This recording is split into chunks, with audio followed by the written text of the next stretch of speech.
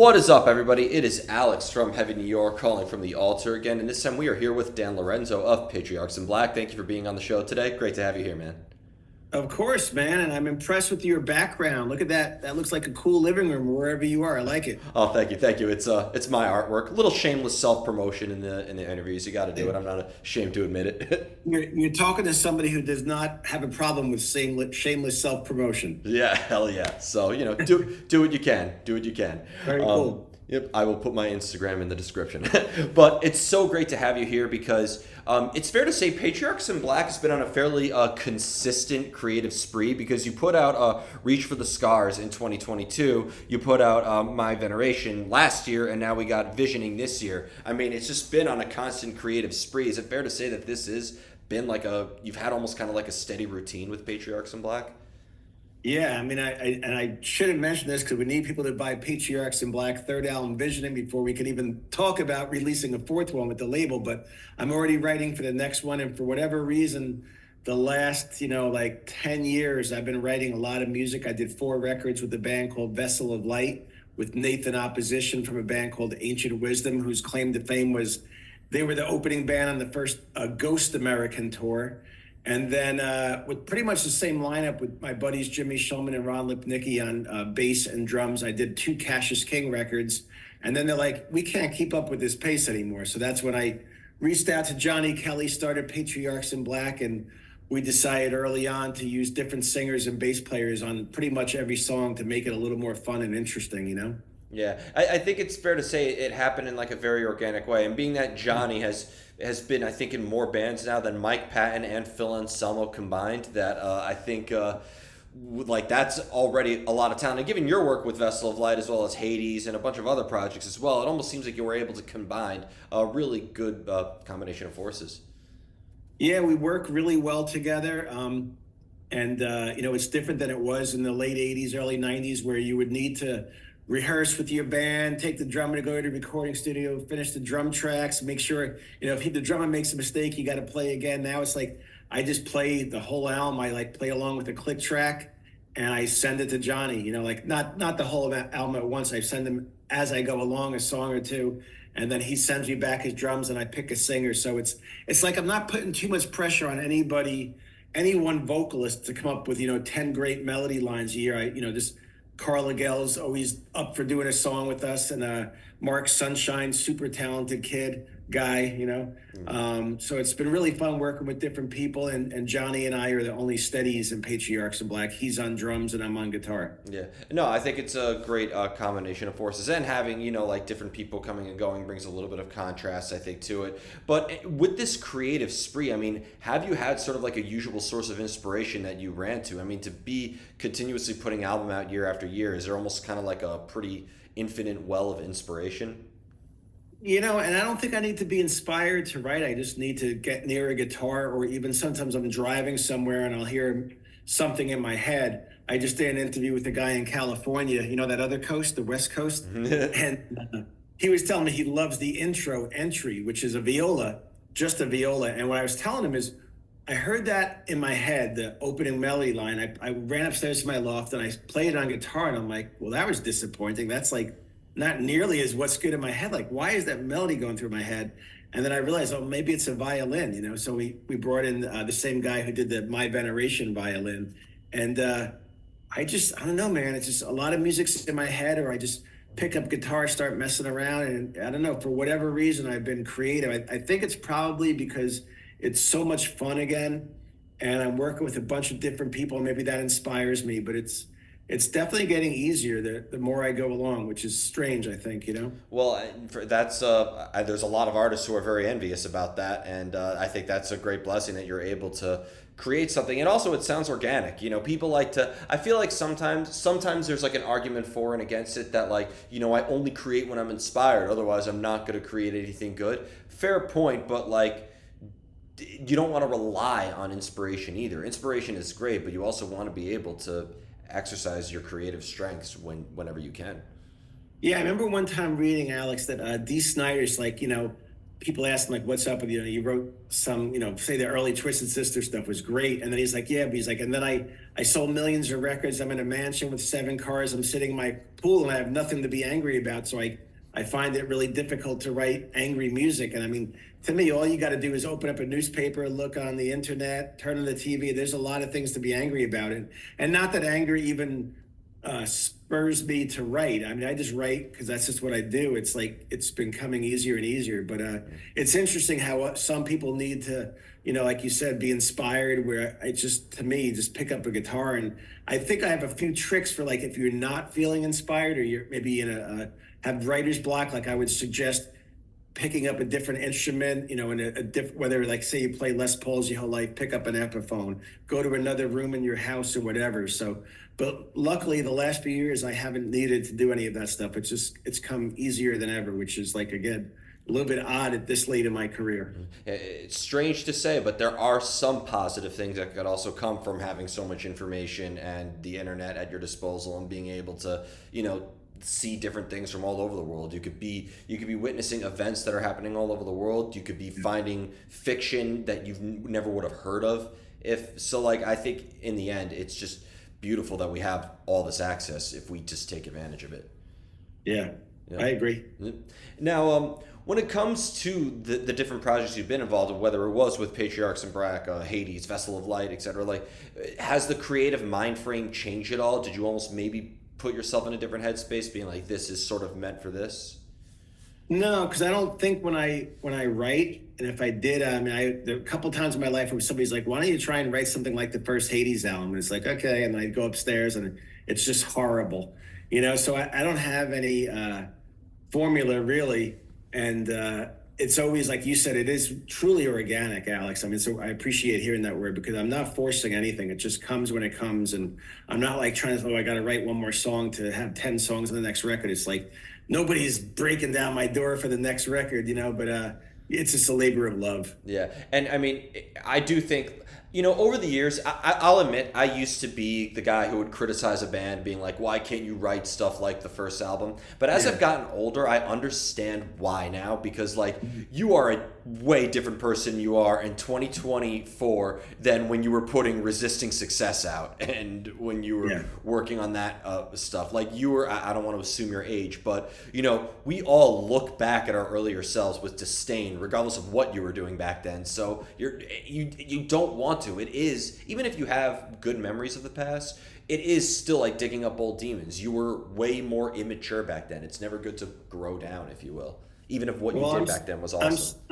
I'm 61 years old now. I'm still immature. I laugh at this silliest, most ridiculous guy things, but and I wouldn't say I look at my early career with disdain, but I know I'm doing now exactly like what's best for me musically, not trying to like maybe back in Hades, I'd try and impress the drummer and the bass player, and they're like, look at how complicated this riff is. It's like I'm writing purely for myself now, and if some people want to come along for the ride, even better. But I still talk with the bass player from Hades, Jimmy Shulman. We talk pretty much every day, so I definitely have a lot of great memories. I'm just not super into revisiting, trying to write songs like that at this point in my life. Yeah, fair enough. And you also had another project, I believe, called Nonfiction.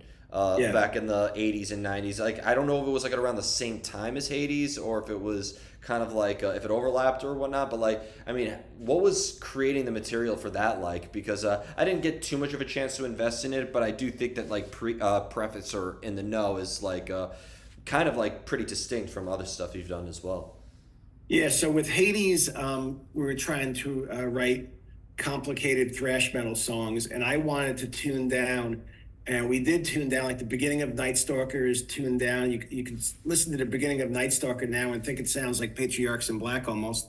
But the other guys, the other guitar players in the band, they were afraid if we tuned down, their necks would bow and they'd have to throw away their guitars. And they didn't want to tune down. So when Hades toured Europe in 1989, we knew we were going to break up like 3 or 4 shows into the tour, but we finished. It was 20 shows in 21 days, I believe. And as soon as I got home, I thought I wasn't going to ever be in a band again. And then I wrote a song right away called Know You Like a Book. And I decided, like, look, I'm going to be in a band. and I'm not going to have guitar solos where I don't want guitar solos. I don't want the drummer and the bass player taking away from my riff. I want them accentuating my riff. So I was like, really like, I love nonfiction. We had a good run, man, from like 1991 to 1994 was when we were releasing records and touring pretty regularly. And I feel like Patriarchs in Black, Best of Light, it's all like the nonfiction stuff now, like the way it sounded back then. It's all in the same wheelhouse, I think, you know.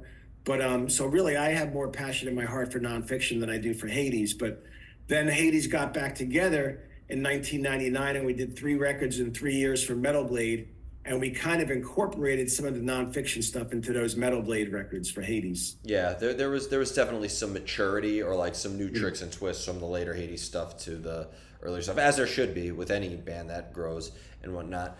But with Patriarchs in Black being that like again, I can't emphasize enough consistently releasing new albums from 2022 to now, and you mentioned you're even going to be working on new material soon, follow up to Visioning, but.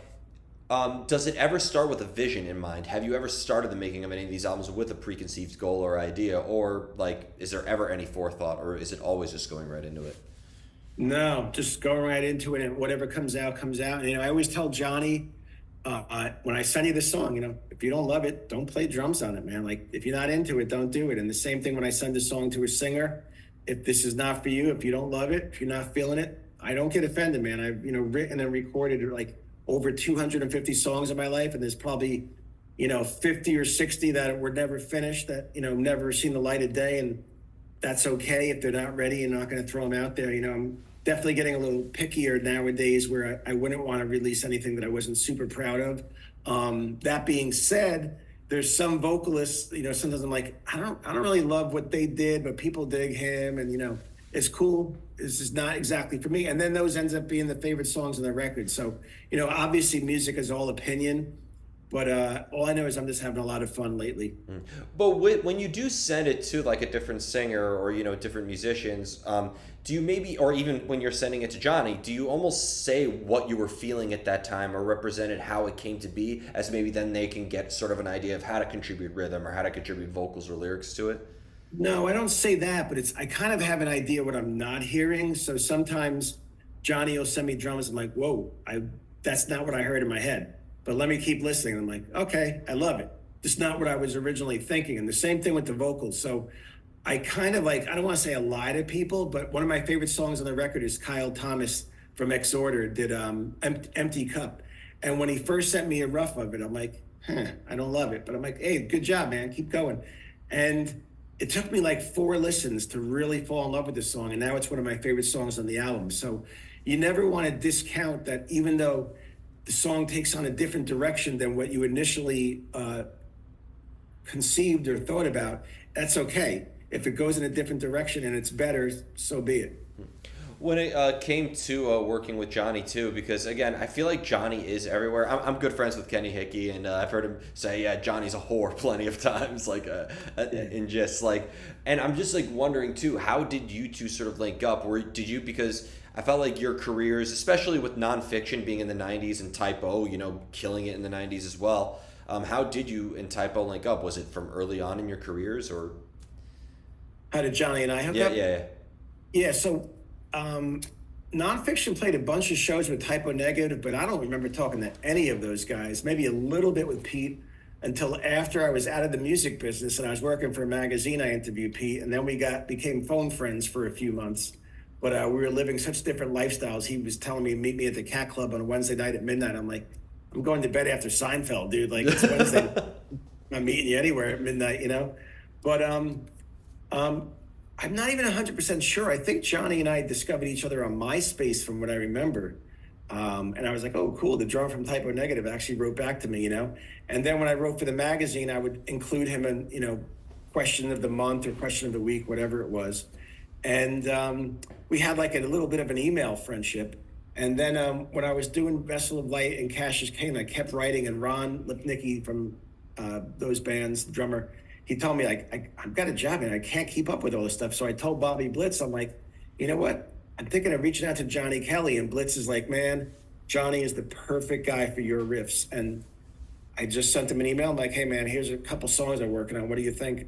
And Johnny sent me back the drums for a song I wrote called "Sing for the Devil" with the question mark. And he's like, what do you think of this direction? I'm like, I don't even know what you're talking about. Like, direct, it's perfect. It's like exactly what I heard in my head, you know? So it's been really like a smooth ride with Johnny and I think.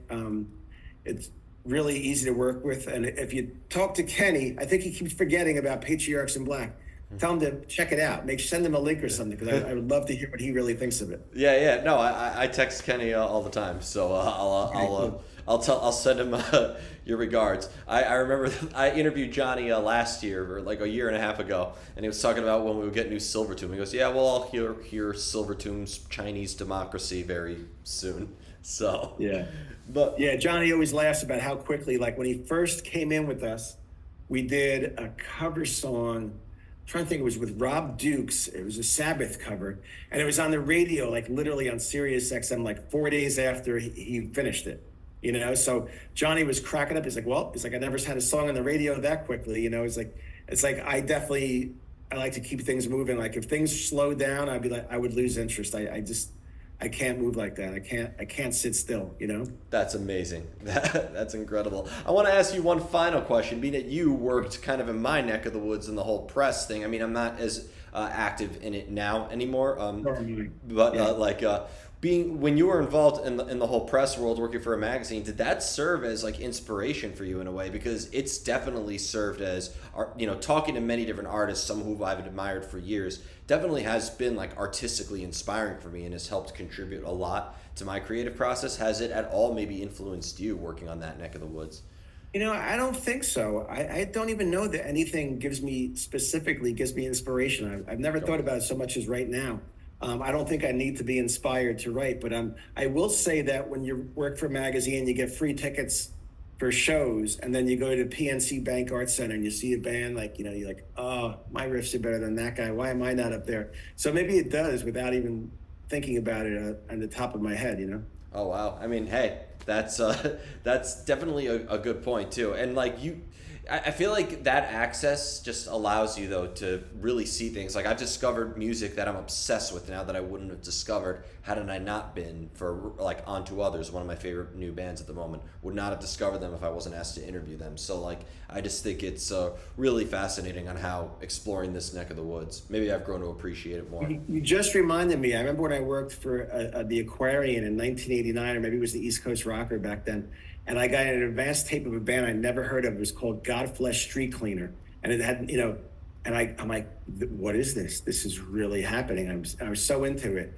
and I don't want to say it inspired nonfiction, but I remember definitely thinking like, this is super cool, and I've never heard anything like this. Classic album. Yeah. No, absolutely, absolutely.